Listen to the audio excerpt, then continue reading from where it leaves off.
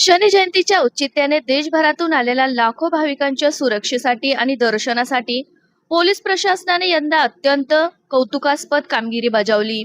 केवळ आदेश देण्यापेक्षा स्वतः मैदानात उतरून जिल्हा पोलीस अधीक्षक ओंकार सुदर्शन यांनी संपूर्ण व्यवस्था हाताळल्याने भाविकांना शिस्तबद्ध आणि सुलभ पद्धतीने दर्शन घेता आले।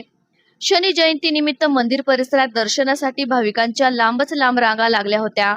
गर्दीचा ताण वाढू लागताच पोलीस अधीक्षक ओंकार सुदर्शन यांनी स्वतः घटनास्थळी धाव घेतली। व्हीआयपी संस्कृती बाजूला ठेवत ते थेट सामान्य भाविकांच्या रांगेत पोहोचले आणि गर्दीच्या ठिकाणी उभे राहून परिस्थितीचा आढावा घेतला। त्यांनी स्वतः माईक हातात घेऊन नागरिकांना शांतता राखण्याचे आणि शिस्त पाळण्याचे आवाहन केले। त्यामुळे निर्माण होणारा गोंधळ क्षणातच नियंत्रणात आला।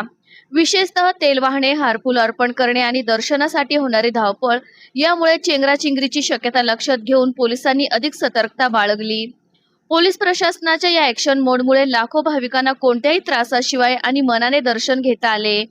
पोलीस खात्याचे सर्वोच्च अधिकारी स्वतः उन्हात उभे राहून गर्दी नियंत्रित करताना पाहून पोलिसाबद्दलचा आदर अधिक वाढला, अशा भावना अनेक शनी भक्तांनी व्यक्त केल्या।